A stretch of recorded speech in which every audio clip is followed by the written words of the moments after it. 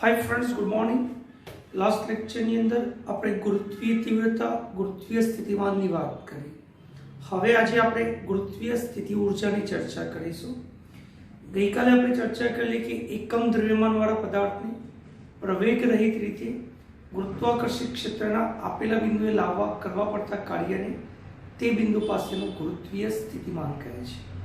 પણ ગુરુત્વીય સ્થિતિમાનનું નિરપેક્ષ મૂલ્ય અગત્યનું નથી, પણ ગુરુત્વીય સ્થિતિમાનનો ફેરફાર અગત્યનો છે।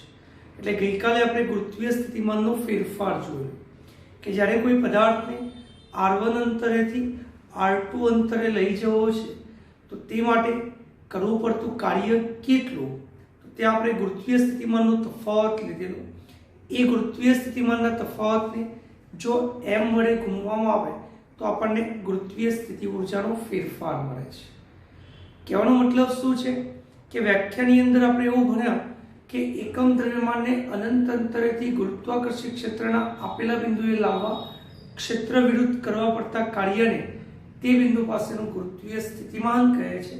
તો એકમ દ્રવ્યમાનની જગ્યાએ આપણે હવે m દ્રવ્યમાનને અનંત અંતરેથી ક્ષેત્રના આપેલા બિંદુએ લાવવા માટે કાર્ય કરીશું। અહીંયા વ્યાખ્યા આપણને આપી છે કે આપેલા પદાર્થને પૃથ્વીના ગુરુત્વાકર્ષિત ક્ષેત્રમાં અનંત અંતરેથી આપેલા બિંદુએ લાવવા ગુરુત્વ બળે કરેલા કાર્યના ઋણ મૂલ્યને તે બિંદુ પાસેની શું કહીશું, ગુરુત્વીય સ્થિતિ ઊર્જા। અહીંયા આપણે m દળનો પદાર્થ લેવાનો છે। ગુરુત્વીય સ્થિતિમાનમાં આપણે એકમ દળનો પદાર્થ લેતા હતા, એક એકમ દળ લેતા હતા। અહીંયા આપણે m દળ લેવાનો છે। કહેવાનો મતલબ સ્થિતિ ઊર્જા બરાબર આપણને એક સિમ્પલ ફોર્મ્યુલા મળી જશે, કઈ phi * m એટલે કે -gmem/r આપણું ગુરુત્વીય સ્થિતિમાન છે। -gme/r ગુણ્યા આપણે એમ કર્યું એટલે આપણને શું મળી ગઈ, ગુરુત્વીય સ્થિતિ ઊર્જા।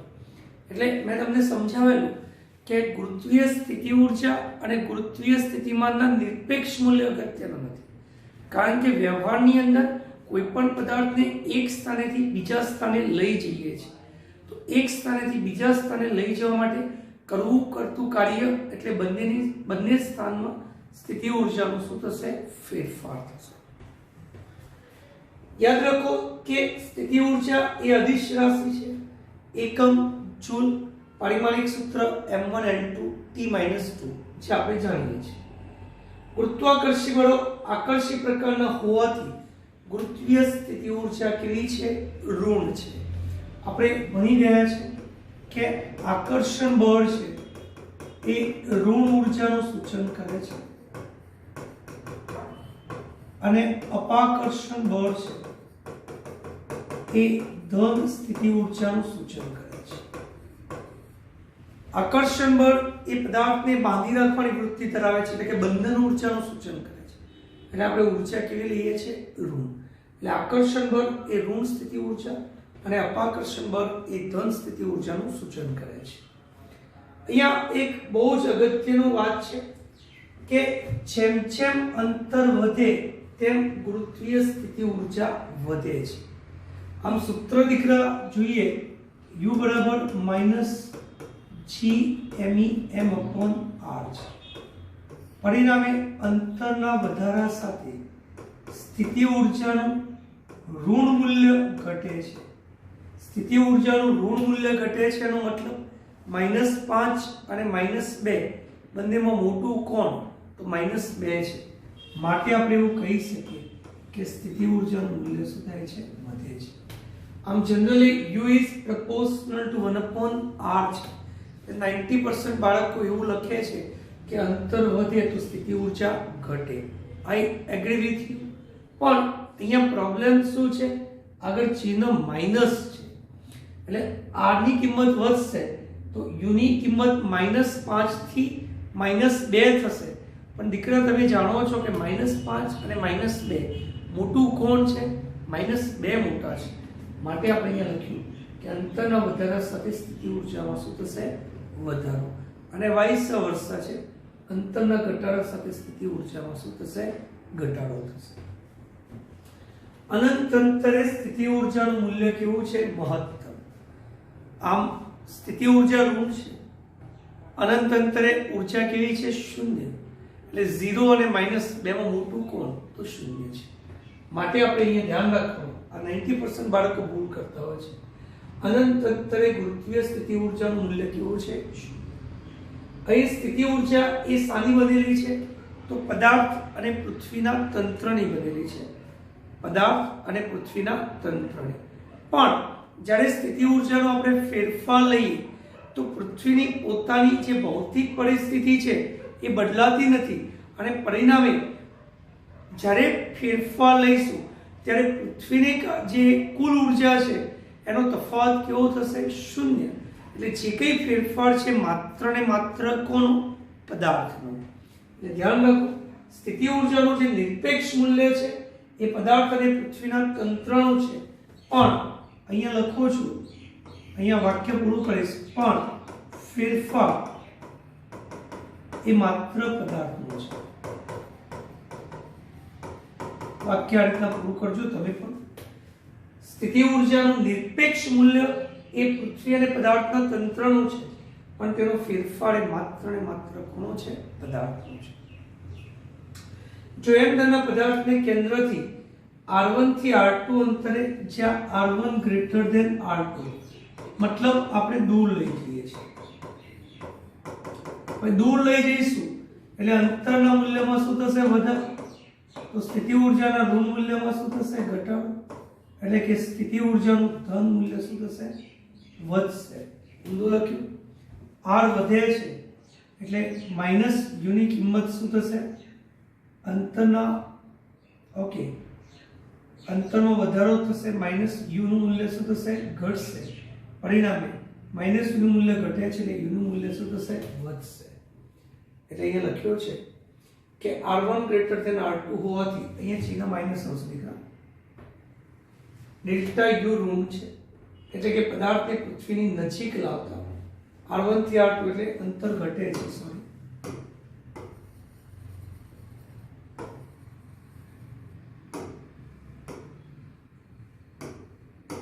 R1 ગ્રેટર ધેન R2 છે અને આપણે R1 થી ક્યાં લાવીએ છીએ? R2 પર. ઓકે, એવું જ છે ને. R1 અંતરથી R2 અંતરે લઈ જતા એટલે આપણે R2 અંતરે લાવીએ છીએ, મતલબ અંતર શું થાય છે? ઘટે છે. અંતર ઘટશે તો માઇનસ યુની કિંમત વધશે, મતલબ સ્થિતિ ઉર્જાનું મૂલ્ય શું થશે? ઘટશે. એટલે અહીંયા લખ્યું છે ડેલ્ટા યુ ઋણ છે એટલે પૃથ્વીની નજીક લાવતા તેની સ્થિતિ ઉર્જામાં શું થાય છે? ઘટાડો થાય છે. સ્થિતિ ઉર્જામાં શું થશે? ઘટાડો. ઓકે, અંતરના ઘટાડા સાથે સ્થિતિ ઉર્જા શું થશે? ઘટશે. વધારા સાથે સ્થિતિ ઉર્જા વધે છે, અંતરના ઘટાડા સાથે સ્થિતિ ઉર્જાનું મૂલ્ય ઘટશે. ચલો, પૃથ્વીના કેન્દ્ર પર ગુરુત્વીય સ્થિતિ ઉર્જા કેટલી? તો લાસ્ટ લેક્ચરની અંદર પૃથ્વીના કેન્દ્ર પર આપણે ગુરુત્વીય સ્થિતિમાનનું સૂત્ર ભણેલા. પૃથ્વી એ નક્કર ગોળો છે અને પૃથ્વીને એક નક્કર ગોળા તરીકે લઈએ તો પૃથ્વીના કેન્દ્ર પર ગુરુત્વીય સ્થિતિમાન phi બરાબર -3/2 GME/RE. પૃથ્વીના કેન્દ્ર પર ગુરુત્વીય સ્થિતિમાન કેટલું? -3/2 GME/RE. માટે કેન્દ્ર પર m દરના પદાર્થની સ્થિતિ ઉર્જા કેટલી? તો ગુણ્યા m. એટલે અહીં આપ્યું છે -3/2 GME/RE. આ દીકરા આપણે ખાસ યાદ રાખીશું. આ ત્રણેય મુદ્દા આપણે ખાસ યાદ રાખીશું. સ્થિતિ ઉર્જાનો વધારો ઘટાડો જે છે, બરાબર, આ રીતે તમારે યાદ રાખવાનું એટલે કે ભૂલ ના પડે. હવે m નાના પદાર્થને પૃથ્વીની સપાટીથી h ઊંચાઈએ લઈ જતા ગુરુત્વીય સ્થિતિ ઉર્જાનો ફેરફાર શું? આ પૃથ્વી છે, આ પૃથ્વીની સપાટી, અને સપાટીથી આપણે ક્યાં લઈ જઈએ છીએ? h અંતરે. m નાના પદાર્થને પૃથ્વીની સપાટીથી h ઊંચાઈએ લઈ જતા ગુરુત્વીય સ્થિતિ ઉર્જાનો ફેરફાર શું? તો દીકરા શું કરીશું? આપણે સપાટી પર ગુરુત્વીય સ્થિતિ ઉર્જા શોધીશું. સપાટી પર ગુરુત્વીય સ્થિતિ ઉર્જા કેવી રીતે મળે? u1 નામ આપેલું. સપાટી પરનું સ્થિતિમાન કેટલું? -GME/RE ઇન્ટુ શું થશે? GME/RE into m. ચલો, ત્યાર પછી h ઊંચાઈએ લઈ જતા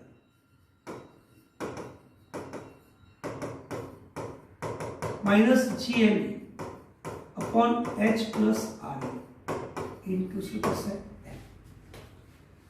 બંનેનો તફાવત લઈ લો દીકરા, બંનેનો તફાવત લઈ લો અને g ની કિંમત GME અપોન RE સ્ક્વેર છે આપણે મૂકી દઈએ અને અહીંયા અંતરમાં વધારો થાય છે બરાબર, એટલે આપણે અહીંયા કહી શકીએ ડેલ્ટા U બરાબર U2 minus U1 GME m બહાર લઈ લો, ઓકે, એટલે 1 અપોન RE માઇનસ માઇનસ શું થઈ જશે plus minus 1 upon H plus RE થઈ ગયું, આ માઇનસ માઇનસ શું થઈ ગયા પ્લસ થઈ ગયા, એટલે મેં એને પહેલા લખી દીધું 1 upon RE minus 1 upon, okay, ચલો અહીંયાથી આપણે શું કરીશું દીકરા લસા લઈએ GME m H plus RE minus RE upon RE into H plus આવડી ગયું, ઓકે, આપણે g ના સ્વરૂપમાં શોધવું છે એટલે GME m into H GME upon RE square લખવા હોય મારે અહીંયા વર્ગ લખો તો એક RE હતા એટલે એક RE વડે ગુણવા પડશે H પ્લસ ઓકે, પણ GME અપોન RE સ્ક્વેર એ શું છે ગુરુત્વ પ્રવેગ g છે આ H, ઓકે, એટલે અહીંયા આપણે લખીશું mgh અપોન H પ્લસ તો આ કેવી રીતે આવું કે આપણે કદાચ મેથડ ન યાદ રાખીએ તો અહીંયા સૂત્ર તમારે યાદ રાખવાનું કે m દરના પદાર્થને આપણે h ઊંચાઈએ લઈ જઈએ તો સ્થિતિ ઊર્જાનો ફેરફાર કેટલો mgh upon 1 plus h upon RE, okay, અહીંયા ઇન્ટુ RE લઈ ગયા RE ને તમે નીચે આપી દો એટલે શું થશે mgh upon 1 plus h upon RE, તો આ મેં મેથડ લખી છે, આ તમે સાઈડમાં લખી શકો છો જો ઈચ્છા હોય તો. હવે ધારો કે h બરાબર n RE લઉં છું એટલે પૃથ્વીની જે ત્રિજ્યા છે એના કરતા n ગણું અંતર લઉં છું તો જ્યાં તમને h દેખાય એટલે n RE મૂકી h is less than RE છે, મતલબ પૃથ્વીની સપાટીથી ખૂબ જ નાની ઊંચાઈએ તો આપણે જે સૂત્ર વ્યવહારમાં વાપરીએ છીએ તે mgh, કારણ કે સપાટીની તદ્દન નજીક ગુરુત્વ પ્રવેગનું મૂલ્ય લગભગ કેવું રહે છે અચળ રહે છે, અને h બરાબર RE એટલે કે ત્રિજ્યા જેટલી ઊંચાઈ એટલે કેન્દ્રથી 2 RE જેટલા અંતરે, કેન્દ્રથી અંતર કેટલું 2 RE અથવા સપાટીથી કેટલું ત્રિજ્યા જેટલું તો 1/2 mg RE. આપણે દાખલાઓની અંદર આ વસ્તુ સાબિત કરતા હોય છે કે સ્થિતિ ઊર્જા કેટલી તો 1/2 mg RE, ઓકે, તો આ આપણે એક ખાસ યાદ રાખીશું સૂત્ર પદાર્થને પૃથ્વીની સપાટીથી h ઊંચાઈએ લઈ જતા ગુરુત્વીય સ્થિતિ ઊર્જાનો ફેરફાર કેટલું, તો આ એક જ સૂત્ર તમારે યાદ રાખવાનું અને જરૂર પડે તો પછી આ કિંમતો સેટ કરી લેવાની. ચલો અસતત વિતરણ આપણા સિલેબસમાં નથી પણ છતાં આપણે ધ્યાન રાખવું જોઈએ કે 2 કરતાં વધારે પદાર્થ હોય, 2 જ કણ છે તો માઇનસ GMEm અપોન R આપણી જોડે સૂત્ર છે, પણ 2 કરતાં વધારે કણોનું તંત્ર છે તો એ તંત્રનું જોડ કેવી રીતે બનશે એના માટે આ સૂત્ર છે n(n-1/2). અસતત વિતરણની થોડીક વાત કરી લઈએ દીકરા આપણે.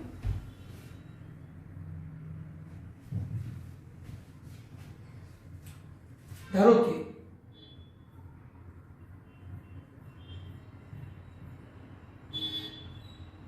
જરૂર નથી, ખાલી સમજવું છે તમારે. અહીંયા અનંત અંતરે 3 કણ છે, આ છે m1, આ છે m2 અને આ છે m3. ક્યાં છે અનંત. હવે હું પહેલા m1 કણને અહીંયા લાવું તો m1 કણને લાવવા માટે મારે કોઈ કાર્ય કરવું પડતું નથી. કેમ? કારણ કે અહીંયા કોઈ ક્ષેત્ર છે નહીં અને કોઈ ક્ષેત્ર ન હોય તો ક્ષેત્રને વિરુદ્ધ કાર્ય કેવું થઈ જશે શૂન્ય. એટલે m1 ને લાવવા હું કોઈ કાર્ય કરતો નથી. હવે હું m2 ને લાવું છું m1 થી r1 અંતરે, m1 થી r12 અથવા r1 જે લખો તો m1 ને કારણે r12 અંતરે ગુરુત્વીય સ્થિતિમાન કેટલું, તો અહીંયા m1 ને કારણે 2 પાસે સ્થિતિમાન 1 પર 2 પર 1 વડે સ્થિતિમાન, એટલે અહીંયા લખીએ 5 to 1, કઈ બી લખી શકો છો સિમ્બોલ, બરાબર. આ તો આપણે સમજવા માટે જ કરી. તો આ બિંદુએ સ્થિતિમાન કેટલું? 5 બરાબર, અને એ સ્થાન નામ આપી -gm1/r1. ઓકે, આ બિંદુ પાસે m1 ને કારણે સ્થિતિમાન -gm1/r1. હવે અહીંયા સ્થિતિ ઊર્જા કેટલી?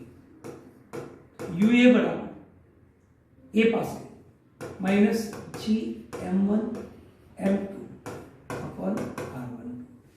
ઓકે, હવે આ જે કણ 3 છે એ કણ 3 ને હું અહીંયા લાવું m3 ના વાપરો, ધારો કે BB. તો m3 નું અહીંથી સ્થાન ધારો કે r13 છે, અહીંથી સ્થાન ધારો કે r23 છે. તો હવે જ્યારે હું m3 ને લાવું છું ત્યારે m1 અને m2 બંને દ્વારા ઉત્પન્ન થતા ક્ષેત્રને મારે વિરોધ કરવો પડે છે. એટલે B પાસે સ્થિતિમાન કેટલું? તો 1 ને કારણે સ્થિતિમાન પ્લસ 2 ને કારણે સ્થિતિમાન. 1 ને કારણે સ્થિતિમાન કેટલું? gm1/r13. 2 ને કારણે સ્થિતિમાન કેટલું? gm2/r23. આટલી સમજણ પડી. માટે સ્થિતિ ઊર્જા કેટલી? B પાસે સ્થિતિ ઊર્જા કેટલી? તો m * 5. मतलब મને શું મળશે? -gm1m3/r13 -gm1m3m2/r23. માટે કુલ ઊર્જા કેટલી? U બરાબર 0 પ્લસ A પાસેની ઊર્જા પ્લસ B પાસેની ઊર્જા. એટલે ત્રણેય ઊર્જાનો હું શું કરીશ? દીકરા સરવાળો કરીશ. -gm1m2/r12 -gm1m3/r13 -gm2m3/r13. તો આપણે કેટલી જોડ બને? એનું સૂત્ર છે n - n1. અહીંયા ટોટલ કેટલા હતા? 3 હતા. 3 - 1 ભાગ્યા 2, આ કેન્સલ થઈ ગયા. અને ટોટલ કેટલી જોડ થઈ? 3. 1 2 અને 3. સમજણ પડી? તો કહેવાનો મતલબ શું છે દીકરા? અહીંયા તમને વ્યાપક રીતે સૂત્ર આપ્યું છે કે અસતત દર વિતરણને કારણે ગુરુત્વીય સ્થિતિ ઊર્જાનું મૂલ્ય કેટલું? 2 કણ છે તો -gm1m2/r12. 3 કણ છે તો -gm1m2/r12 -gm1m3/r13 -gm1m2m3/r23. એ રીતના 4 કણ છે. 1 ની 2 સાથે, 1 ની 3 સાથે, 1 ની 4 સાથે જોડો, પછી 2 ની 3 સાથે, 2 ની 4 સાથે જોડો, અને પછી 3 ની 4 સાથે જોડો. ધારો કે 5 કણ છે, 1 ની 2 સાથે, 3 સાથે, 4 સાથે, 5 સાથે, ટોટલ કેટલી જોડ થઈ? 4.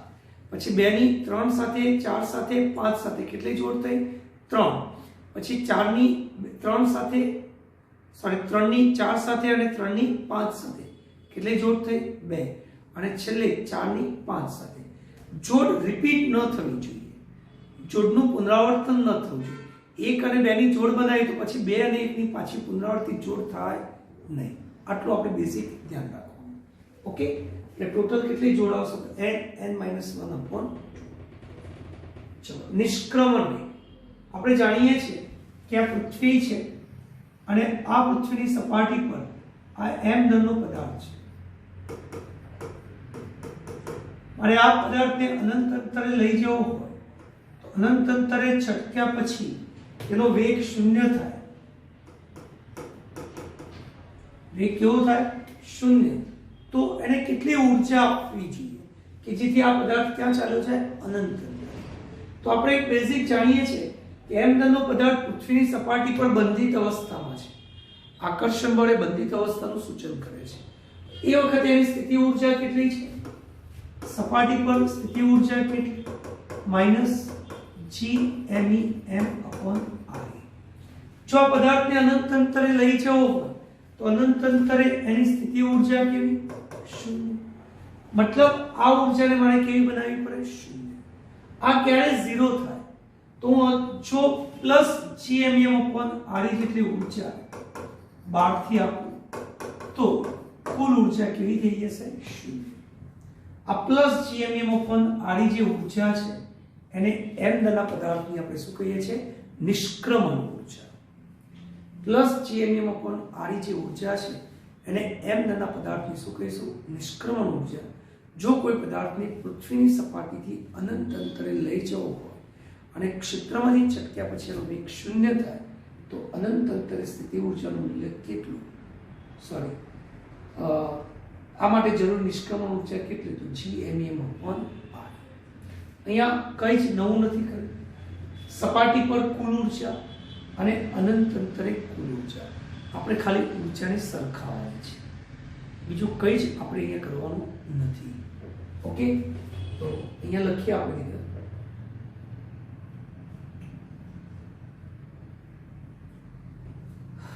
आज निष्क्रमण ऊर्जा है ये આપણે ગતિ ઊર્જાના સ્વરૂપમાં આપીએ છીએ એટલે gmem/re इक्वल टू सूत्र से लिखा हाफ mv²। mm कैंसिल कर दो એટલે નિષ્ક્રમણ ઊર્જા v बराबर 2gme/re। ओके, ऊपर नीचे आड़ी वडे गुणीને ભાગી નાખો તો આપણને શું મળશે 2g सुमर्स अंडर 2gr आ v² થઈ ગયું। એક સૂત્ર આવી ગયું √2gme/re અને બીજું સૂત્ર આવશે √2gr। તમે એમની કિંમત મૂકી શકો છો 4/πr³ * ρ બરાબર અને સાદુરૂપ આપશો તો આપણને આવું ઘનતાના સ્વરૂપમાં સૂત્ર મળી જશે। નિષ્ક્રમણ વેગનું g ના સ્વરૂપમાં સૂત્ર, निष्क्रमण वेगનું gme અને re ના સ્વરૂપમાં સૂત્ર અને ઘનતાના સ્વરૂપમાં સૂત્ર છે। દીકરા તમે ધ્યાન રાખો અહીંયા આ બધી જ રાશિ અચળ છે એટલે આપણે એવું કહી શકીએ કે પૃથ્વીમાં ઝડપનું મૂલ્ય કેવું છે અચળ અને આ મૂલ્ય કેટલું છે 11.2 કિલોમીટર/સેકન્ડ। જો કોઈ પદાર્થને 11.2 કિલોમીટર/સેકન્ડના વેગથી ફેંકવામાં આવે તો હંમેશા માટે ક્યાં ચાલ્યો જશે ક્ષેત્રની બહાર ચાલ્યો જશે અને ક્ષેત્રમાંથી બહાર ગયા પછી એ કેવો થઈ જશે સ્થિર થઈ જશે। જો નિષ્ક્રમણ ઊર્જા કરતા વધારે ઊર્જા આપવામાં આવે તો ગુરુત્વાકર્ષી ક્ષેત્રમાંથી છટક્યા બાદ એ પોતાની કંઈક ગતિ શું કરશે ચાલુ રાખશે। ઓકે, તો આ નિષ્ક્રમણ ઝડપની કિંમત યાદ રાખજો। ચંદ્ર માટે આપણે નિષ્ક્રમણ ઝડપનું મૂલ્ય 2.3 કિલોમીટર/સેકન્ડ છે। અહીંયા આપણને લખ્યું છે કે પૃથ્વી પર વાતાવરણ છે પણ ચંદ્ર પર વાતાવરણ નથી। કેમ તો પૃથ્વીની સપાટી પર તાપમાનને કારણે વાયુના અણુઓની જે ગતિ ઊર્જા છે એ નિષ્ક્રમણ ઊર્જા કરતાં કેવી છે ઓછી છે। પરિણામે આ અણુ પૃથ્વીની સપાટી પરથી છટકીને બહાર જઈ શકતા નથી, માટે પૃથ્વીને વાતાવરણ છે। જો તાપમાન વધશે તો અણુઓની ગતિ ઊર્જા વધશે અને જો અણુઓની ગતિ ઊર્જા નિષ્ક્રમણ ઝડપ કરતાં વધી જાય તો અણુઓ પૃથ્વીના ક્ષેત્રમાંથી છટકીને ક્યાં ચાલ્યા જશે બહાર, તો પૃથ્વીને વાતાવરણ રહી શકે નહીં। ચંદ્રની જે નિષ્ક્રમણ ઝડપ છે એ ચંદ્ર પર જે વાયુના અણુઓ છે એની ઝડપ કરતાં કેવી છે ઓછી છે, માટે એ અણુ ચંદ્રના ક્ષેત્રમાંથી છટકીને બહાર ચાલ્યા જાય છે અને પરિણામ સ્વરૂપ આપણે એવું કહી શકીએ કે ચંદ્રને પોતાનું વાતાવરણ નથી। ઓકે, એનું કારણ અહીંયા આપ્યું છે તો આપણે ધ્યાન રાખીશું। નિષ્ક્રમણ ઊર્જાની આપણે ચર્ચા કરી લીધી। કેપ્લરના નિયમો ઓલરેડી સિલેબસમાંથી નીકળી ગયા છે, છતાં આપણે ધ્યાન રાખીશું કે શરૂઆતની અંદર જ્યારે આપણે કશું જ જાણતા નહોતા ત્યારે કેપ્લરે પોતાનું મંતવ્ય રજૂ કર્યું। કેપ્લરે આપણને શું કીધું કે કેન્દ્ર સ્થાને બધા જ ગ્રહો લંબવૃત્તીય કક્ષામાં ભ્રમણ કરે છે અને એના બે કેન્દ્ર લંબવૃત્ત છે એના બે કેન્દ્ર પૈકી કોઈ એક કેન્દ્ર પર સૂર્ય રહેલો છે। ઓકે, આની આપણે કંઈ જરૂર નથી। બીજો નિયમ સૂર્ય અને ગ્રહને જોડતી રેખાએ સમાન સમયગાળામાં આંતરિક ક્ષેત્રફળ કેવું છે સમાન છે, એટલે કે ક્ષેત્રીય વેગ કેવો છે અચળ છે। અહીંયા તમે જોઈ શકો છો કે અહીંયા આ ક્ષેત્રફળ અને આ ક્ષેત્રફળ સમાન છે। હવે આ ક્ષેત્રફળ અને આ ક્ષેત્રફળ સમાન ક્યારે થઈ શકે તો અહીંયા વેગ કેવો હોય? ઓછો. અહીંયા વેગ કેવો હોય? વધારે. એટલે સૂર્યના કેન્દ્રથી દૂર જઈશું તો વેગ શું થશે? ઘટશે. અને નજીક આવશું તો વેગ વધશે. આવી પરિકલ્પના એ વખતના સમયમાં કોણે કરેલી? કેપ્લરે કરેલી. અને ત્રીજો નિયમ કે કોઈ પણ ગ્રહના પરિભ્રમણના આવર્તકાનો વર્ગ એ અર્ધ દીર્ઘઅક્ષના ઘનના શું છે? સમપ્રમાણુ. એટલે કે t સ્ક્વેર પ્રોપોર્શનલ ટુ શું છે? a cube. એટલે કે t પ્રોપોર્શનલ ટુ a⁵². ત્રણ સ્ટેટમેન્ટ દીકરા ખાલી યાદ રાખજો, બાકી કઈ જરૂર નથી. ચલો સેટેલાઇટની વાત કરી. તો બે પ્રકારના સેટેલાઇટ તમે જાણો છો, એક કુદરતી અને બીજું માનવ સર્જિત. ઓકે, અહીંયા લખ્યો છે કોઈ પણ ગ્રહની આસપાસ પરિભ્રમણ કરતા પદાર્થને તેનો શું કહે છે? ઉપગ્રહ. દાખલા તરીકે આર્યભટ્ટ છે, રોહિણી છે, આ જે આપણા ઉપગ્રહો છે પૃથ્વીના. જ્યારે ચંદ્ર પણ પૃથ્વીની આસપાસ ભ્રમણ કરે છે તો ચંદ્ર એ પૃથ્વીનો કુદરતી એક પ્રકારનો શું છે? ઉપગ્રહ છે. બરાબર. ઉપગ્રહની કક્ષીય ગતિ ગ્રહના ગુરુત્વાકર્ષણ પર અને પ્રારંભિક શરતો પર આધાર રાખે છે. આવા ગ્રહોનું ગતિપથ લંબવૃત્તીય હોય છે, પણ અર્ધ દીર્ઘઅક્ષ અને લઘુ દીર્ઘઅક્ષ વચ્ચેનો તફાવત ઓછો હોવાથી લગભગ આપણે એને કેવો લઈએ છીએ? વર્તુળાકાર લઈએ છીએ. કક્ષીય વેગ માટે મેં તમને કીધેલું કે આ પૃથ્વી છે, આ પૃથ્વીની આસપાસ કેન્દ્રથી r અંતરે આ m દળનો ઉપગ્રહ છે જે વર્તુળાકાર કક્ષામાં ભ્રમણ કરે છે. ધારો કે આ પૃથ્વી છે. ઓકે, તો બંને વચ્ચે લાગતું ગુરુત્વાકર્ષણ બળ Gm(m)r² એ જરૂરી કેન્દ્રગામી બળ પૂરું પાડે છે mv²/r. અહીંયા જે વેગ મળશે એને આપણે કહીશું ઓર્બિટલ સ્પીડ, એટલે કે કક્ષીય વેગ. r કેન્સલ કરો, v0 બરાબર √Gme/r. √Gme/r. અહીંયા r એ અંતર કેટલું? તો આ h પ્લસ re છે. પૃથ્વીની સપાટીથી ઊંચાઈ ધારો કે h છે, આ અંતર re છે પૃથ્વીની ત્રિજ્યા, એટલે r અંતર કેટલું? h plus re. આની જગ્યાએ મેં શું લખી દીધું? h plus re. પૃથ્વીની સપાટી પર લઈએ તો r બરાબર re થશે. re વડે ગુણીને ભાગી નાખો એટલે આપણને બીજું એક સૂત્ર મળશે √Gre. પૃથ્વીની સપાટીની નજીક શું મળશે? √Gre. આટલી સમજણ પડી? v0 બરાબર √Gre. હમણાં જ આપણે નિષ્ક્રમણ ઝડપ મેળવી √2Gre. એટલે કે દીકરા આપણે એવું કહી શકીએ કે પૃથ્વીની સપાટી પર નિષ્ક્રમણ ઝડપનું મૂલ્ય કક્ષીય ઝડપ કરતા કેટલું છે? √2 ગણું છે. નિષ્ક્રમણ ઝડપનું મૂલ્ય કક્ષીય વેગ કરતા √2 ગણું છે. ઘણી વખત પ્રશ્ન પૂછે છે કક્ષીય વેગ અને નિષ્ક્રમણ ઝડપનું પૃથ્વીની સપાટી પર વેગનું ગુણોત્તર કેટલું? તો v0/v હોય તો 1/√2 અને v/v0 હોય તો √2. અહીંયા લખ્યું પણ છે. બરાબર. √2 એટલે 1.41 છે. ટકામાં શોધશો તો કેટલા આવશે? 41.4% જેટલી શું છે? વધારે. √2 ગણી વધારે છે. હવે ઉપગ્રહના જુદા જુદા વેગને અનુરૂપ ઉપગ્રહની ભ્રમણ કક્ષાનો આકાર. આમ આ જરૂર નથી, છતાં પણ આપણે અહીંયા સમજીશું કે ભાઈ કુલ ઊર્જા બરાબર ગતિ ઊર્જા વત્તા સ્થિતિ ઊર્જા. ગતિ ઊર્જાને હું -e તરીકે લઉં છું અને હું -k નામ આપી દઉં. ગતિ ઊર્જા +k થશે અને સ્થિતિ ઊર્જા કેટલી થશે? -2k. પરીક્ષામાં બહુ બધી જગ્યાએ ક્વેશ્ચન પૂછે છે કે ભાઈ ગતિ ઊર્જા અને સ્થિતિ ઊર્જાનો ગુણોત્તર કેટલો? તો ગતિ ઊર્જા એટલે k, સ્થિતિ ઊર્જા એટલે -2k, એટલે -1/2. તમને કીધું હોય કુલ ઊર્જા અને સ્થિતિ ઊર્જાનો ગુણોત્તર કેટલો? તો કુલ ઊર્જા એટલે -k, સ્થિતિ ઊર્જા એટલે -2k, એટલે ગુણોત્તર કેટલો થશે? 1/2. ગતિ ઊર્જા અને કુલ ઊર્જાનો ગુણોત્તર પૂછે તો +k - એટલે કેટલો આવશે? -1 આવશે. આ આપણે કાયમ માટે ધ્યાન રાખીશું. ઓકે, હવે આનો આપણે ઉપયોગ કરી અહીંયા જુદા જુદા કિસ્સાની ચર્ચા કરવી છે કે જો v લેસ ધેન v0 એટલે કે ઉપકરણનો જે વેગ છે એ કક્ષીય વેગ કરતા કેવો હોય? ઓછો. હવે કક્ષીય વેગ કરતા ઓછો હશે તો એ કક્ષામાં ભ્રમણ કરી શકે નહીં. એવા કિસ્સામાં ઉપકરણે કક્ષાનો આકાર વર્તુળાકાર ન રહેતા કમાન આકારનો રહે છે અને છેવટે ઉપગ્રહ પાછો ક્યાં આવશે? પૃથ્વીની સપાટી. ઓકે, આ તમારે ધ્યાન રાખવાનું છે. હવે એ પૃથ્વીની અંદર છે. હવે અંદર છે તો ગતિ ઉર્જા છે એ સ્થિતિ ઉર્જા કરતા કેવી હશે? ઓછી.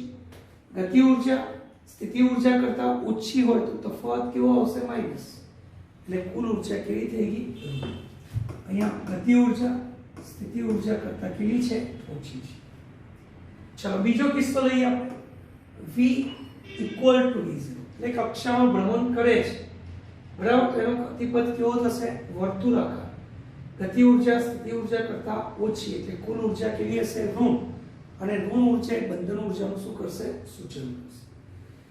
જો કણનો વેગ કક્ષીય વેગ કરતા વધારે પણ નિષ્ક્રમણ વેગ કરતા ઓછો હોય એવા કિસ્સામાં એનો ગતિપથ કેવો થશે? લંબવૃત્તીય. દરેકમાં ગતિપથ જોતા રહેજો દીકરા, શોર્ટ ક્વેશ્ચનમાં પૂછે છે. ગતિ ઉર્જા સ્થિતિ ઉર્જા કરતા ઓછી છે, કુલ ઉર્જા ઋણ એટલે હજુ પણ એ કેવો છે? બંધાયેલો છે. પણ જો v ઇક્વલ ટુ v થાય, બરાબર, એટલે ક્ષેત્રની ક્યાં ચાલ્યો જશે? બહાર ચાલ્યો જશે. હવે બહાર ચાલ્યો જશે એટલે ગતિ ઉર્જા અને સ્થિતિ ઉર્જા લગભગ કેવી થશે? સમાન. કુલ ઉર્જા કેવી થશે? શૂન્ય. અને એનો ગતિપથ ધ્યાનથી જુઓ, પરવલય, લંબવૃત્તીય, વર્તુળાકાર. ઓકે, ચલો v is greater than v. આ બધું યાદ રાખવાનું છે દીકરા તમારે, બરાબર. કે જો કણનો ઉપગ્રહનો જે વેગ છે એ નિષ્ક્રમણ વેગ કરતા વધારે હોય તો અતિવલય એનો ગતિપથ થશે અને ક્યાં ચાલે છે? હંમેશા માટે ક્ષેત્રની બહાર.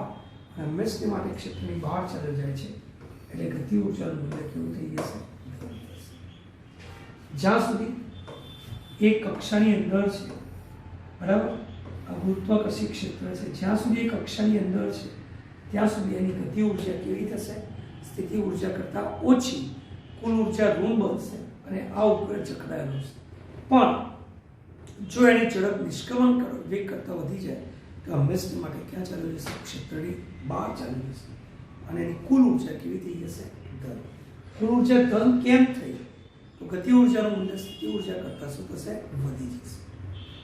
આ બેઝિક યાદ રાખજો. ચલો આવર્તકાળ. આપણે જાણીએ છીએ કે આ પૃથ્વી છે એની આસપાસ આ એક ઉપગ્રહ v વેગથી ગતિ કરે છે. જ્યારે એક પરિભ્રમણ પૂર્ણ કરે ત્યારે તેને કાપેલું અંતર કેટલું? 2πr. તે માટે લાગતો સમય કેટલો? t. માટે t બરાબર 2πr upon શું થશે? કિંમત મૂકી દો v0, બરાબર, એટલે √gme upon r. કક્ષીય વેગનું સૂત્ર હમણાં જ આપણે ભણી ગયા.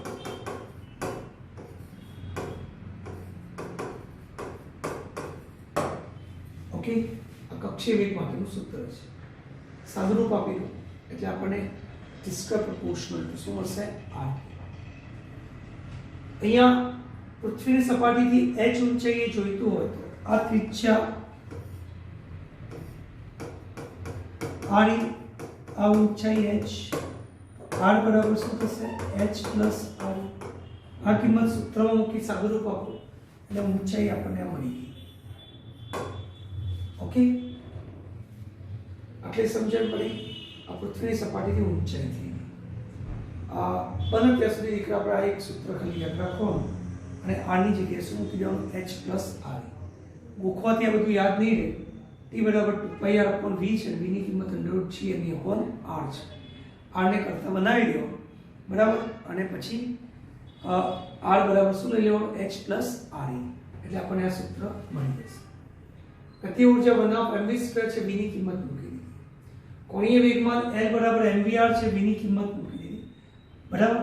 ગતિ ઉર્જાનું સૂત્ર k બરાબર p² upon 2m અને p બરાબર શું છે? l upon r છે. તમે આ રીતે યાદ રાખી શકો છો. એટલે આપણને સૂત્ર મળી ગયું. કોણીય વેગમાનના સંદર્ભમાં ગતિ ઉર્જાનું કોણીય વેગમાનના સંદર્ભમાં સૂત્ર યાદ રાખજો. આ બધું ગોખવાનું ન હોય દીકરા, સૂત્રો ટેકનિકલી યાદ રાખવાનું, k બરાબર p²/2m અને p બરાબર શું છે, l બરાબર mvr. કણનું કોણીય વેગમાન અથવા ઉપગ્રહનું કોણીય વેગમાન કેટલું, l બરાબર mvr. એના પરથી અહીંયા કિંમત મૂકી દીધી, p બરાબર l/r. ઓકે, એ જ રીતના સ્થિતિ ઊર્જાની કિંમત, ઓકે, કોના સ્વરૂપમાં, l ના સ્વરૂપમાં છે. એ સૂત્ર જરા જોઈ લઈએ. આ ગુણોત્તર મેં જે તમને સમજાવ્યો છે, અહીંયા આલેખ આપ્યો છે કે આ કુલ ઊર્જા વર્સિસ અંતરનો આલેખ છે, બરાબર. ગતિ ઊર્જા ધન હશે પણ બંને ઋણ છે, અંતરના વ્યસ્ત પ્રમાણમાં છે, એટલે આલેખ બંનેના અતિવલય છે. કુલ ઊર્જા, ગતિ ઊર્જા અને સ્થિતિ ઊર્જા ત્રણેય અંતરના વ્યસ્ત પ્રમાણમાં છે, એટલે અહીંયા આલેખ કેવો આવશે, અતિવલય. ફરક એટલો છે કે અંતરના ઘટાડા સાથે ગતિ ઊર્જા ઘટશે પણ આ બંને ઊર્જાનું મૂલ્ય શું થાય છે, વધે છે. એટલે આ ઉપર તરફ છે અને આ નીચે તરફ છે. એટલે આલેખ ધ્યાન રાખવાનું. બંધન ઊર્જાની આપણે ચર્ચા કરી લીધી છે અને એક સારો ટોપિક છે કક્ષીય વેગ. તો આપણે સૂત્ર જોયું, v0 બરાબર √g_me/r છે. એટલે v0 proportional to શું થશે, 1/√2. આવર્તકાળ તો આપણે જાણીએ છીએ, t² proportional to r, t² proportional to r3. આના પરથી t proportional to r⁵². p વેગમાન છે, p બરાબર દીકરા તમે જાણો છો mv, એટલે p proportional to v થશે, p proportional to v અને v proportional to શું છે, 1/r. So p proportional to v0 proportional to 1/√r. Okay, કોણીય વેગમાન l બરાબર mvr છે, એટલે હવે બંનેને પ્રપોર્શન થયા. l બરાબર શું છે, mvr છે, એટલે અહીંયા આપણે લખી શકીએ l proportional to v0 એ શું છે, 1/√r છે અને into r છે, એટલે 1/2 ભાગ કરો એટલે l proportional to શું આવી જશે, √2r. આ √√ કેન્સલ થઈ ગયા એટલે આપણને શું મળી ગયું, l proportional to √r. કુલ ઊર્જા તો ત્રણેય શું છે, અંતરના વ્યસ્ત પ્રમાણમાં છે, -gme/r છે. એટલે ગતિ ઊર્જા પ્લસ આવશે, બાકીની ત્રણેય કેવી આવશે, માઇનસ. તો આ શોર્ટ ક્વેશ્ચન માટે કોણીય વેગમાન ખાસ યાદ રાખવું. શોર્ટ ક્વેશ્ચન માટે કે કોણીય વેગમાન l is proportional to √r, અંતર વધશે તો કોણીય વેગમાનનું મૂલ્ય શું થશે, વધશે. બધું જ અંતર સાથેનો ફેરફાર છે કે અંતરનો ફેરફાર વધે, બરાબર, ઘટે વધે, ઘટે વધે, એ પ્રમાણે અહીંયા r સાથેનો સંબંધ છે. સેટેલાઇટ તો તમે જાણો છો કે જીઓસ્ટેશનરી સેટેલાઇટ એટલે ભૂસ્થિર ઉપગ્રહની વિશે તમે જાણો છો કે જેનો આવર્તકાળ 24 કલાક હોય. પૃથ્વી પોતાની ધરી પર જ્યારે ભ્રમણ કરે છે તેનો આવર્તકાળ કેટલો છે, 24 કલાક. અને એની આસપાસ જે જીઓસ્ટેશનરી સેટેલાઇટ છે, ભૂસ્થિર ઉપગ્રહ, એનો આવર્તકાળ પણ 24 કલાક હોય. તો પૃથ્વી પરથી જોતા આપણને કેવો દેખાશે, સ્થિર. તો એને આપણે શું કહીએ છીએ, જીઓસ્ટેશનરી સેટેલાઇટ. તો જેનો કક્ષીય આવર્તકાળ 24 કલાક, જેનો કક્ષીય આવર્તકાળ કેટલો હોય, 24 કલાક, તો એવા ઉપગ્રહને આપણે શું કહીશું, ભૂસ્થિર ઉપગ્રહ. અને ભૂસ્થિર ઉપગ્રહ માટેની ઊંચાઈ દીકરા યાદ રાખવાની, કેન્દ્રથી લઈએ તો 42,260 કિલોમીટર અને સપાટી પરથી લઈએ તો 35,860 કિલોમીટર. ઓકે, પાર્કિંગ ઓર્બિટ પણ કહે છે. ધ્રુવીય સેટેલાઇટ એ પણ તમે જાણો છો કે ધ્રુવીય સેટેલાઇટ છે એ જનરલી ઉત્તર દક્ષિણ દિશામાં ભ્રમણ કરે છે અને ભૂસ્થિર ઉપગ્રહ પૂર્વ પશ્ચિમ. અહીંયા આકૃતિ દોરીને સમજાવું. આ પૃથ્વી છે, આ ધ્રુવ છે અને આ વિષુવ છે. ઓકે, આપણા જે જીઓસ્ટેશનરી સેટેલાઇટ છે એ વિષુવતીય સમતલમાં હોય છે. ઓકે, જ્યારે આ પૃથ્વી ધ્રુવીય સેટેલાઇટ છે જેને આપણે પોલર સેટેલાઇટ કહીશું, એ ક્યાં છે, ધ્રુવ પર છે. આ ઊંચાઈ ખૂબ જ ઓછી છે, હશે લગભગ 800 થી 900 મીટર. તમારે જે આપ્યું હોય 800 કિલોમીટર, સોરી મીટર નહીં, 800 કિલોમીટર છે અને આ ઊંચાઈ લગભગ કેટલી 35,860. કેન્દ્રથી અંતર પૂછે તો 6400 + 800. ઓકે, પૃથ્વીની ફરતે સપાટીથી 800 કિલોમીટર ઊંચાઈએ હોય છે.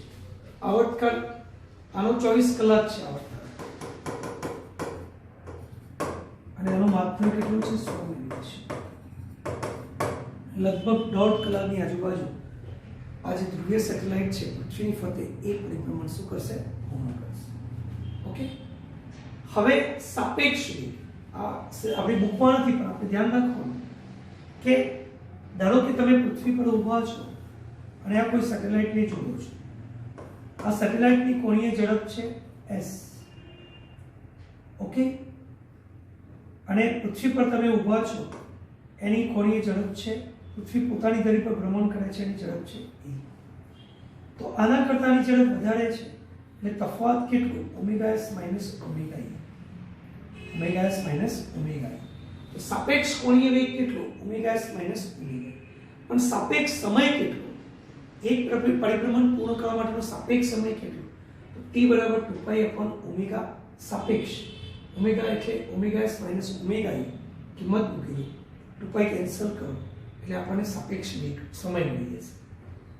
આ આપણને શું મળી ગયું, પૃથ્વીની સાપેક્ષ કોઈ ઉપગ્રહ જ્યારે ભ્રમણ કરે છે તો એનો આવર્તકાળ સાપેક્ષ આવર્તકાળ કેટલો, t × ts upon t minus ts. Okay, તો દીકરા અહીંયા આ ચેપ્ટરની માત્ર થિયરી પોર્શન આપણે પૂર્ણ કરીએ છીએ.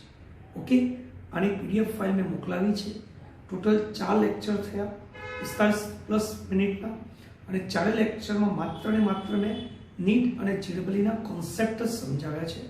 આ ઘણા બધા કોન્સેપ્ટ બુકમાં નથી, પણ જ્યારે આપણે એમસીક્યુ સોલ્વ કરીશું એની આપણે જરૂર પડશે.